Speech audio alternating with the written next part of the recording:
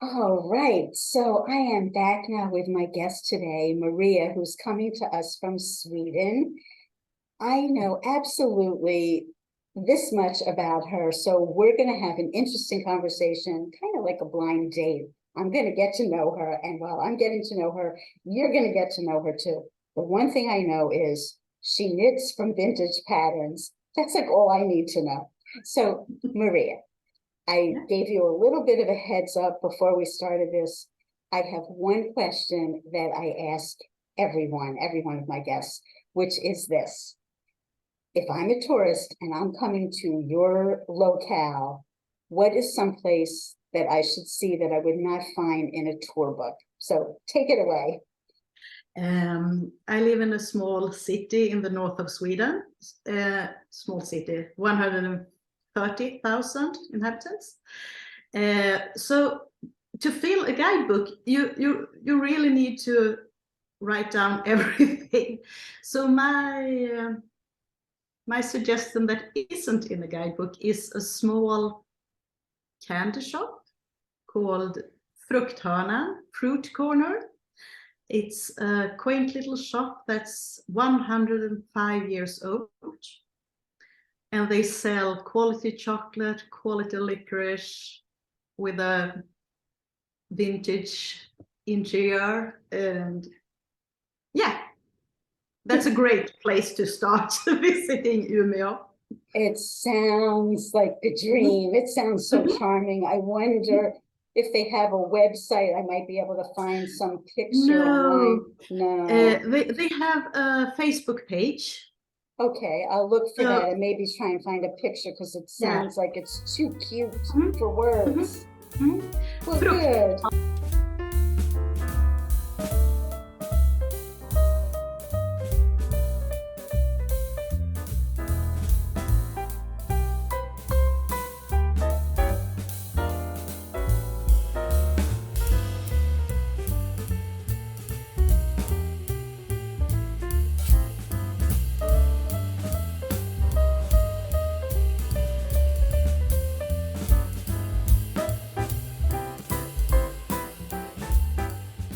Thanks so much for sharing that. Okay, so let's get on to the knitting because that's obviously the main reason why we're here.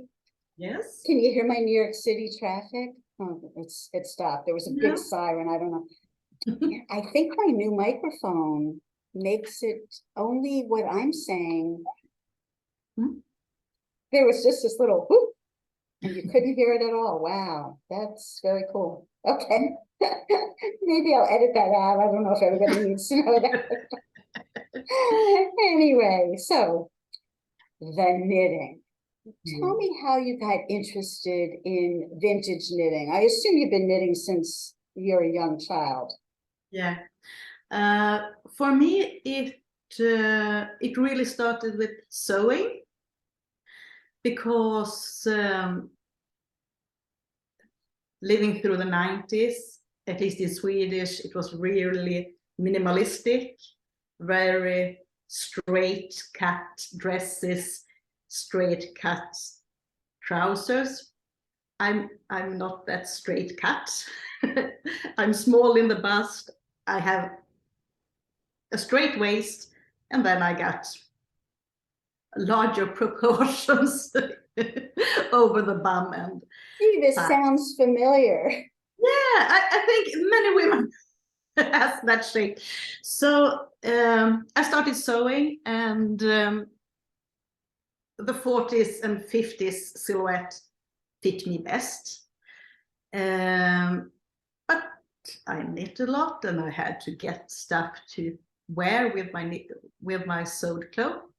So that's when my knitted started turning to the vintage and vintage looking. So are you knitting also mostly 40s and 50s? No.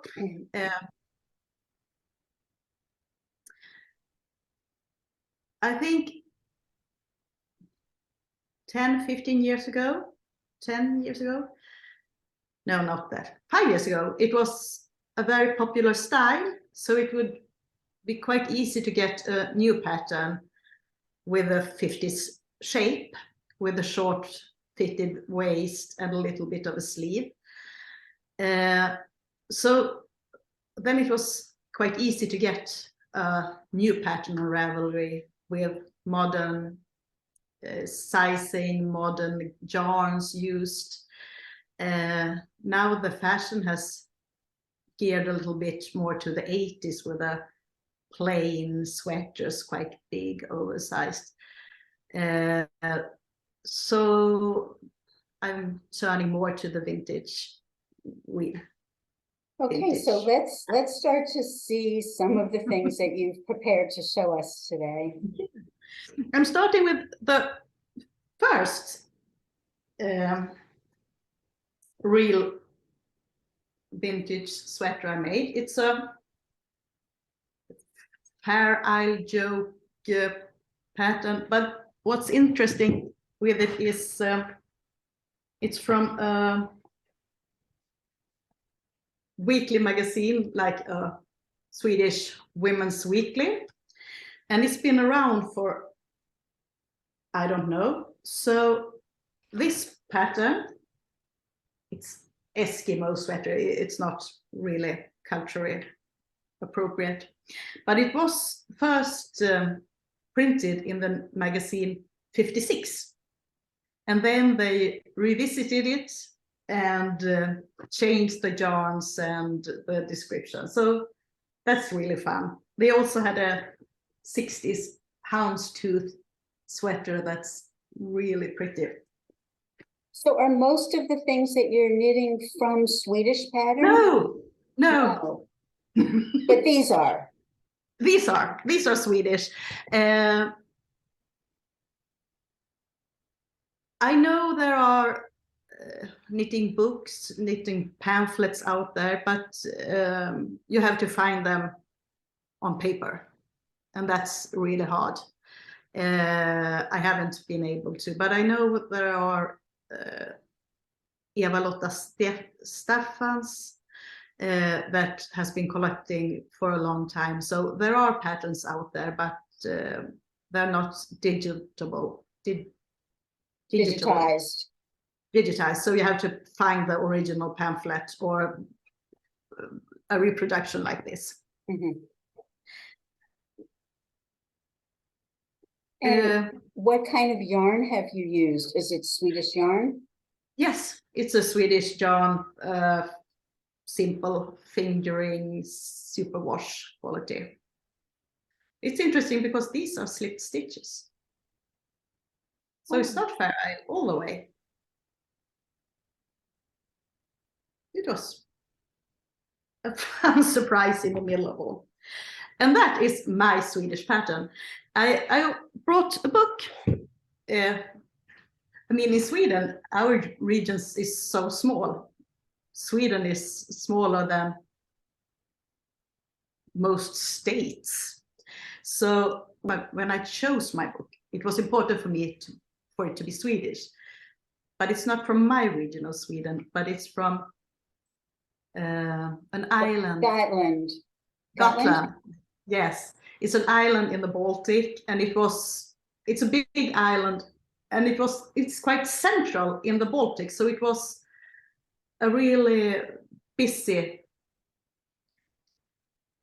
shipping place. So this is a book that it's actually from my father's mother, my grandmother, and it's a compilation of old Swedish traditional patterns. Traditional, yes. And you can see a lot of inspiration from the other Baltic countries, Estonia, Latvia. And have you knit any of those mittens? Oh, yes. I picked and chose some patterns. A lot of them. My favorites are these. They're called coffee bean in my region because they look like coffee beans. Oh, Uh, coffee beans. Is that what you said? Coffee beans. Ah, Yeah. yes. Now I get it. Yeah, it's like 4 small coffee beans. Yes, I see it. It's called 4 Clover here, but same pattern, different name in my region. So this is my Swedish contribution to the vintage knitting. It's lovely to have something from a grandmother. Yeah, This necklace belonged to my grandmother. yeah, it's really important for me because my father's mother, my grandmother on his side, also knit a lot. So for me, it's important to use her patterns and collect the books she had. She hasn't written any books, but all of her knitting books I got. And, Oh, lovely. Lovely. yeah, So makes lucky. me feel close to her. Do you have anything that she knit?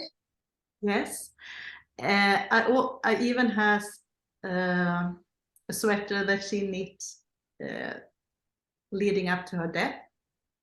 So after she died, she had half of a sweater that I finished. You finished it. Yeah.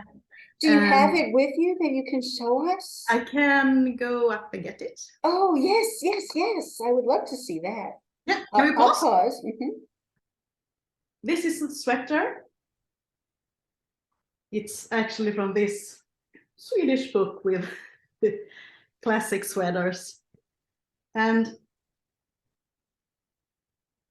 can show the back. If you look at the back, there's no telling where my grandma's knitting ends and my starts. But did you have to practice at first to find no, the right gauge? No, we seem to have the same. On the back, you can, in the inside, you can see that she catches her floats In a different way. in a different way, more often than I. Yes, wow. But, that's so interesting to see. Yeah, but on the outside, it's seamless. Beautiful. The buttons look very interesting too. Yeah, there are traditional Swedish metal buttons with 3 fish. I love the whole button band, the collar. It's knit meticulously like a machine. Yeah, I have a problem knitting. I knit really tight, so for me it's always a struggle to get drapey fabric because I knit really tight. And I think my grandmother had the same problem because this is a really tightly knit sweater. Well, from my personal experience, when you're knitting with stranding in the back, it makes a stiffer fabric. Yeah. So this is me and my grandmother's sweater. Lovely. Thank you so much for going and getting that. It's a fisherman's sweater from Russia, I think. Oh, okay. I didn't know that because when we talk about fishermen's sweaters, they're usually British or, you know, Ganseys, different motif. Yeah. It's from this book has fisherman's sweater from all around the coast of Europe. Unski Posad. How cute. Yeah. By the White Sea. And that is all my Swedish vintage knitting patterns. Okay, then your other vintage knitting patterns are from where? Australia, England,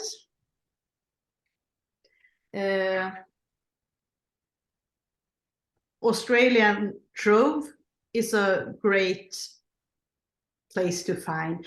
It's not easy to navigate, but you can find a lot of things there. Somebody has compiled a list. I think if you go on Ravelry, you can somehow, I mean, I know I found maybe in the forums, you can find a list where somebody already isolated like a whole bunch of vintage knitting patterns. And once you have that list, then you can just click through and they're all right there for you.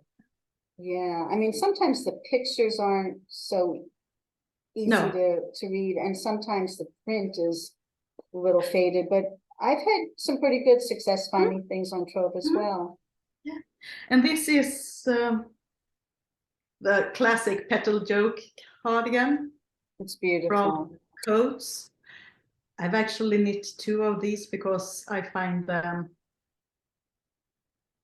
beautiful, elegant, fits really well. They are so beautiful in the back with the big petals and the eyelets. Easy to wear, throw it on any season. Yeah, and I think that have you seen this chart? No. No, it's so interesting because vintage, they had just one size. And then now with the modern patterns, there's all those brackets. Right. These have columns. So it says increase 1 every, then it's a column for 1 size, 3rd. The next size is another column, 4, 5, 6.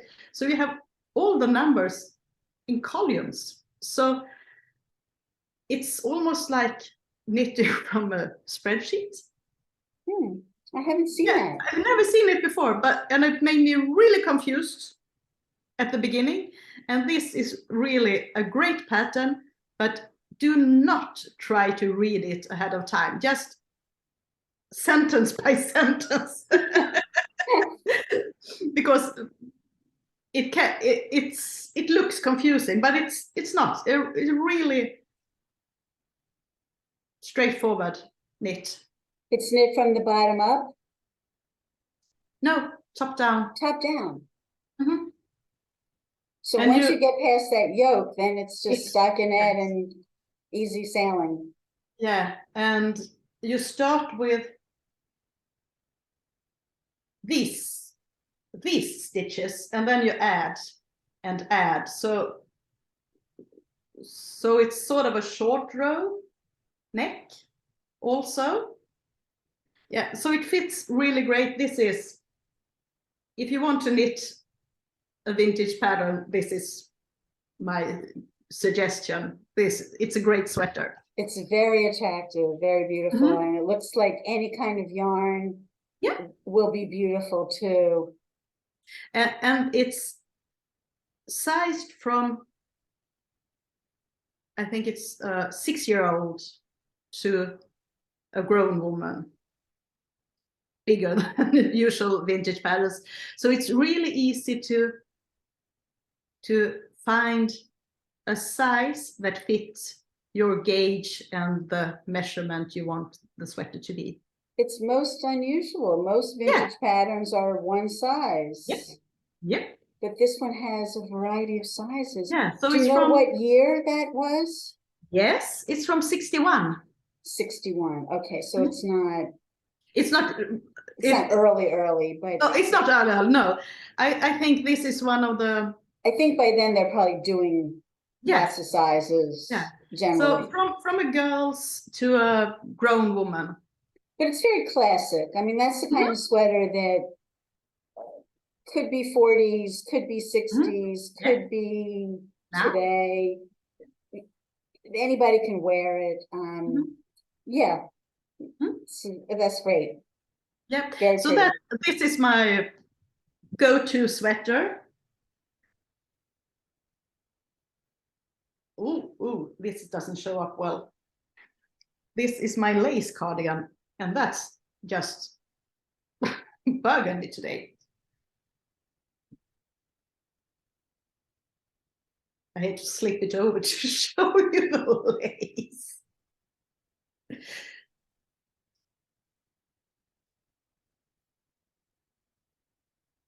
I saw this on your Instagram page, and I I said, okay, I want this person on my show because I love these sweaters that have these cutout things.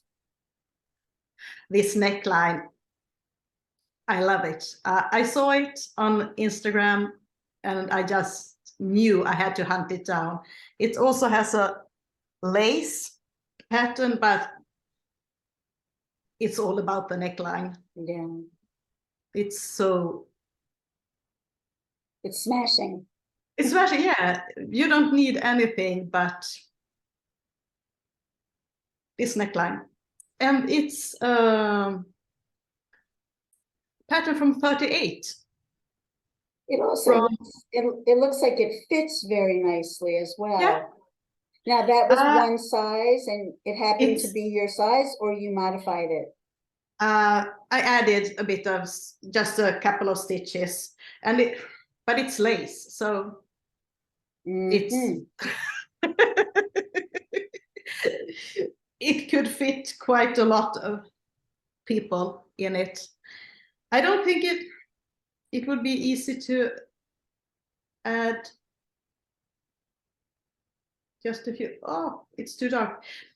The lace panels are 21 or 23 stitches. So too wide to add another repeat. Yeah. Because this looks like it's symmetrical, so you would have to add on both sides. Yeah. And then you'd really have a lot. It's got eyelet. So you can't just add one repeat. You'd have to be adding. No, you have to add one on each side. Yeah. So now you're adding 40 more stitches. Well, if you're That's very large busted, then you might need that. But I like your idea of just adding the stitches on the side. It makes it easy. Oh, and it's all lace on the back as well. Yeah, all lace on the back and then ribbing over the shoulders. So this is not for everyday wear, but it's beautiful. That depends very much on where you live. Like in New York, I would have no problem wearing that every day. Yeah. What I really love about your particular sweater is the dark color still shows the pattern. Sometimes when you're knitting in a very dark color, you can't really see the intricacy, but in that particular yarn, it's really showing. And that, I guess, the particular motif, it's really showing nicely. And especially if you have something lighter under it, so that you have contrast. Yeah. What's the yarn that you used? Do you remember? It's a cheap soft yarn, just merino nylon, superwash. I have trouble finding sock yarn that is not variegated, but of a better quality.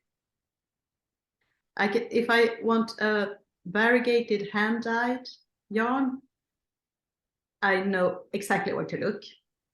But for a solid color fingering, that's not like Shetland wool or anything scratchy. I struggle. So, really? Yeah. I'm surprised because I would think in Sweden in particular, they would have every kind of wool. And not the hand-dyed ones, though. You have to look for commercially made yarns, like big companies that are dyeing in huge vats. They're usually solid colors. But I'm quite fussy about the quality, so it's not the best of quality, but it's well, nice. What are the big Swedish brands?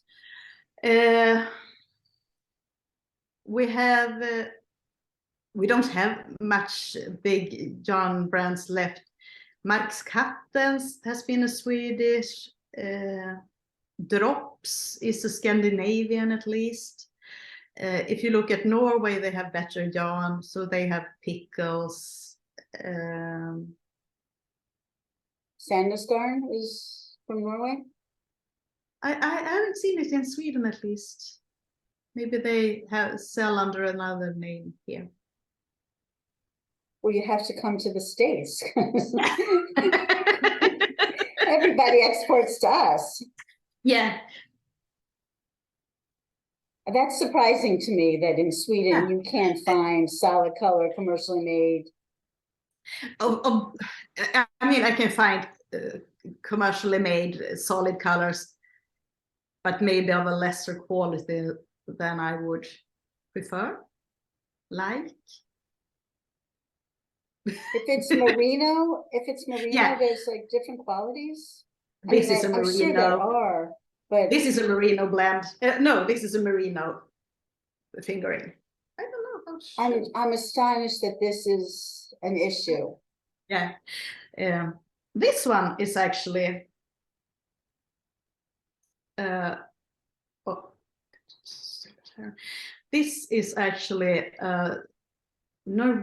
Sandnes Norwegian yarn, and this is not merino, but it's superwash sock wool, and it's fine. It's oh, sorry. It's really nice to work with, and it holds up really fine too. So I think I'm going to stick to this. This is my latest jumper set. It doesn't show the colors. It's a little bit more turquoise. And I haven't finished. Weaving in those ends. I wasn't sure if I wanted to keep the closure of the band like this, so I closed it and then I didn't cut the yarn, but I've worn it, so I better do it now.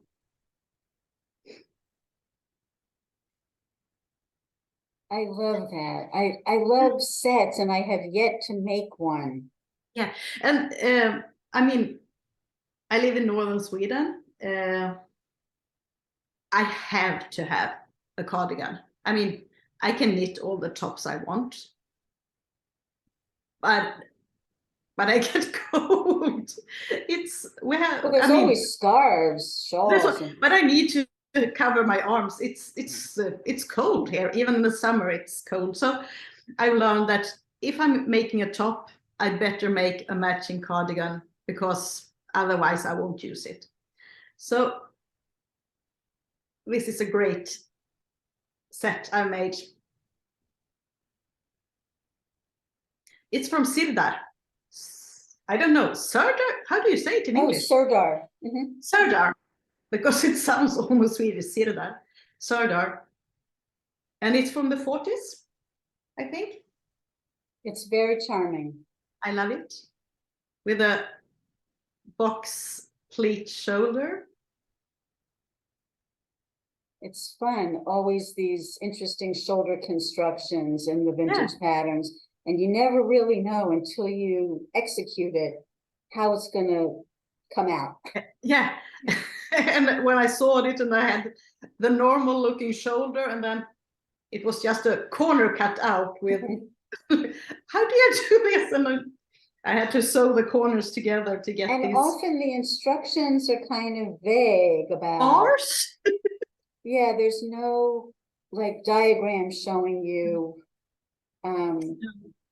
you know, there's this notch, and then you have to take these side things and sew them up. The first time I saw it, I was like, huh? And then I had one sweater that I did that had 2 strips coming up. It was like never before seen. So yes, at first I thought it was a saddle shoulder or something. Right. But that's what makes it so interesting. If there are people watching who have never knit from a vintage pattern, that's the fascination, at least for me, and I think probably for you as well, that you never know quite what you're going to get.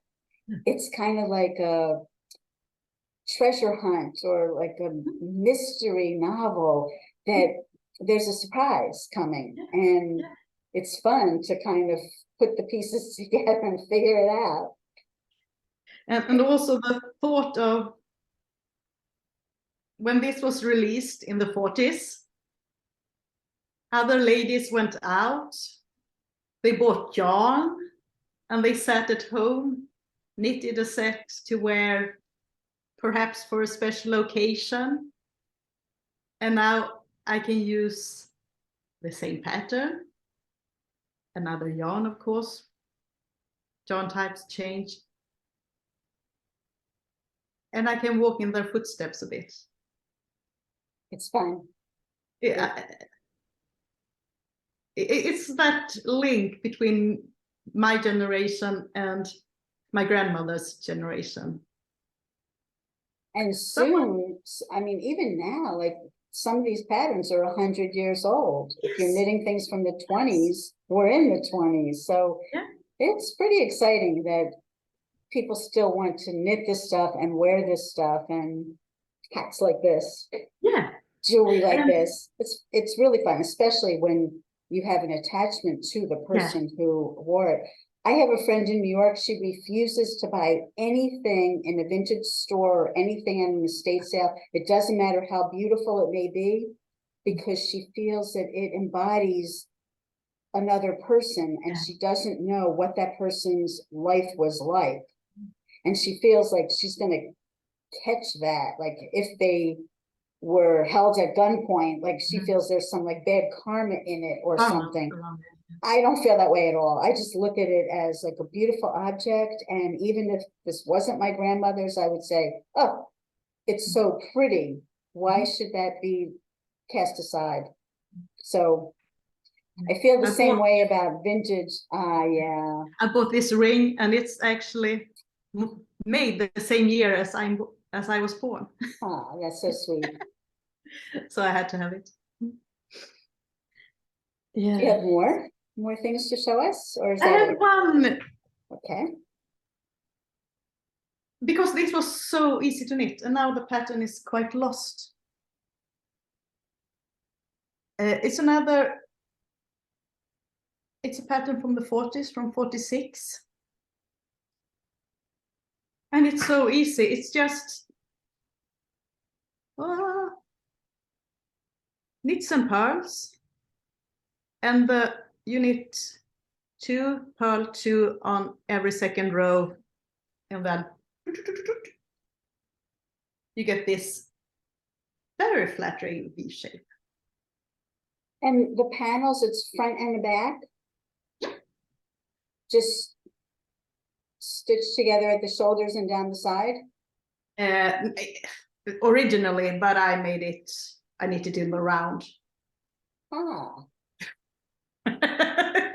It's bold. It's bold to do unless you really know that your gauge is spot on. Because once you've knitted around, there's no going back.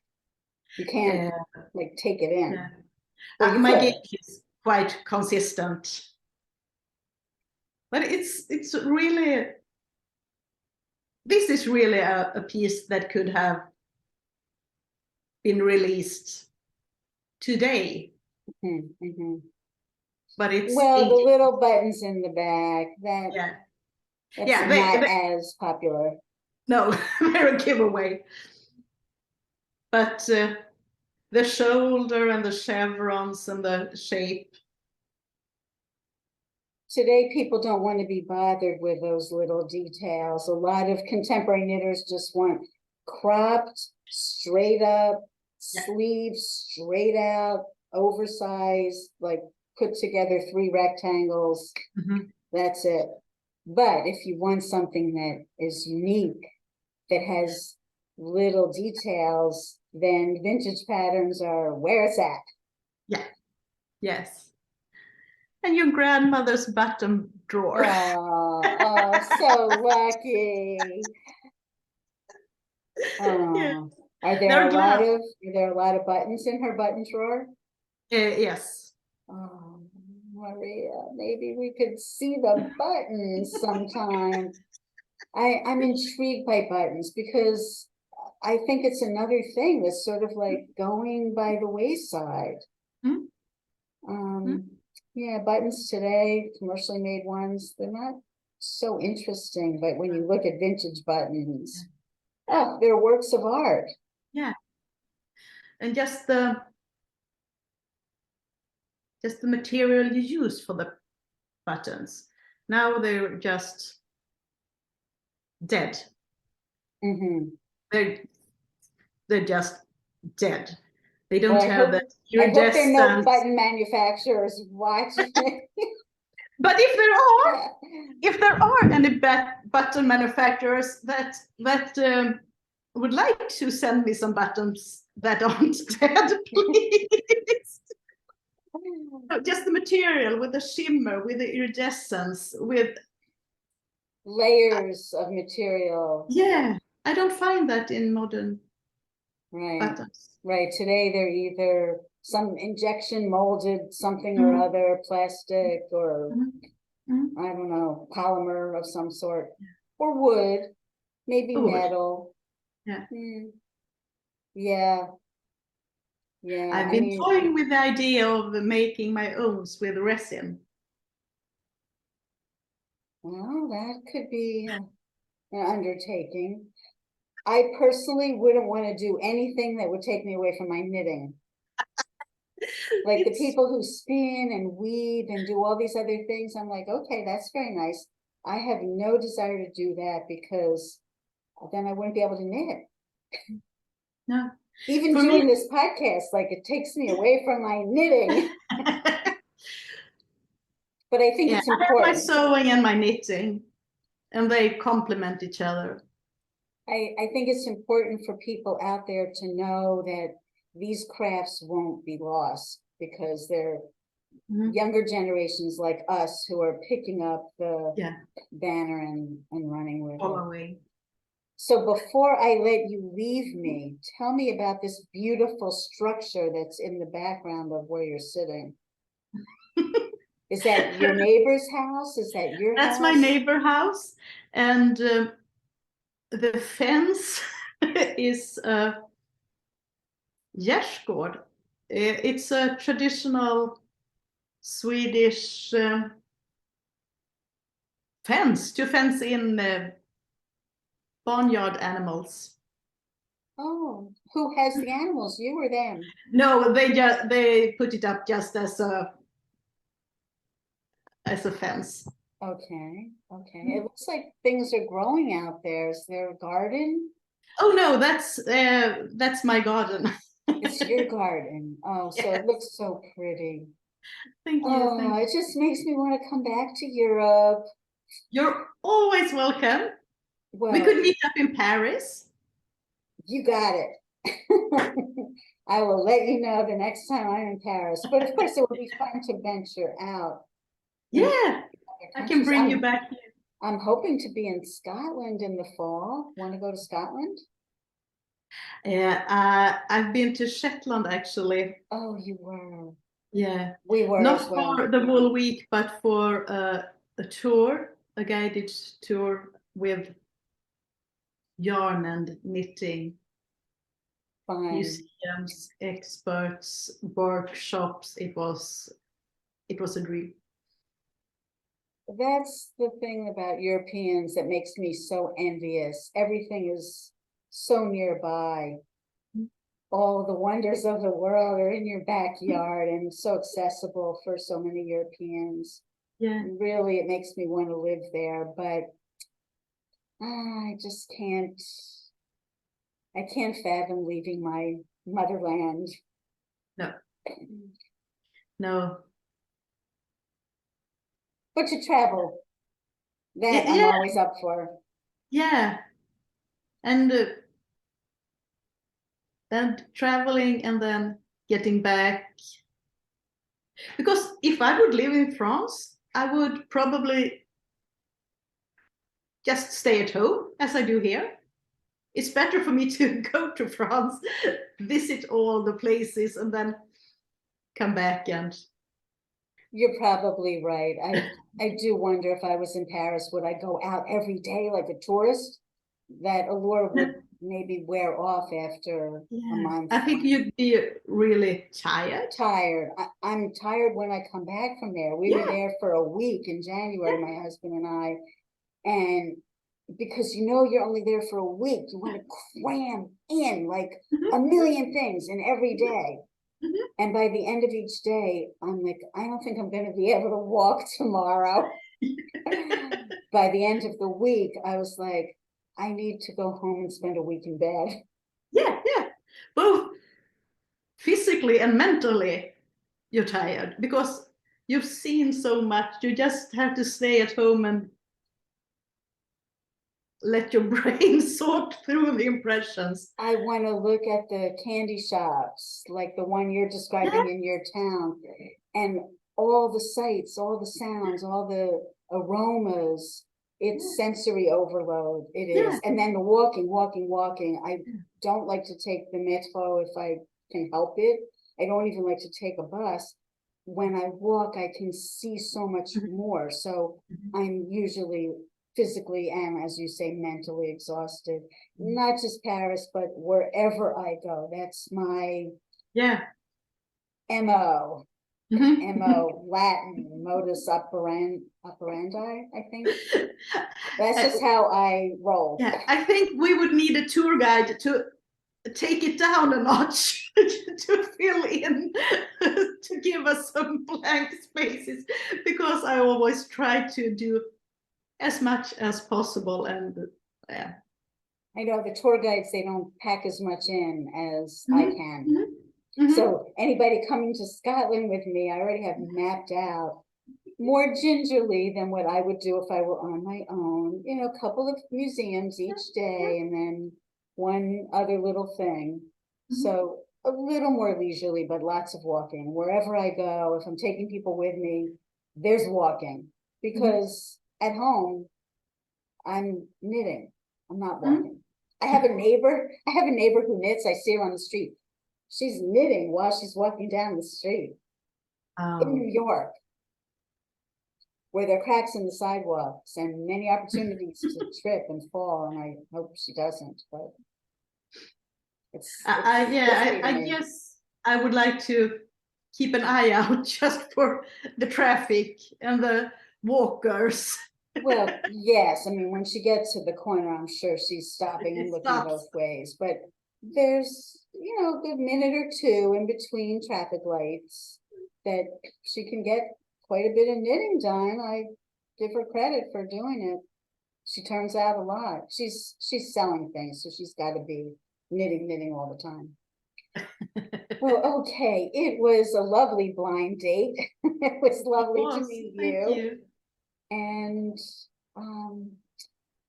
I will be inviting you back. Once a year, I get some of my previous guests back together, anybody who's interested in coming back, and then you get to meet some of the other vintage knitters, which is really fun. So I hope you come back and join us again at that point.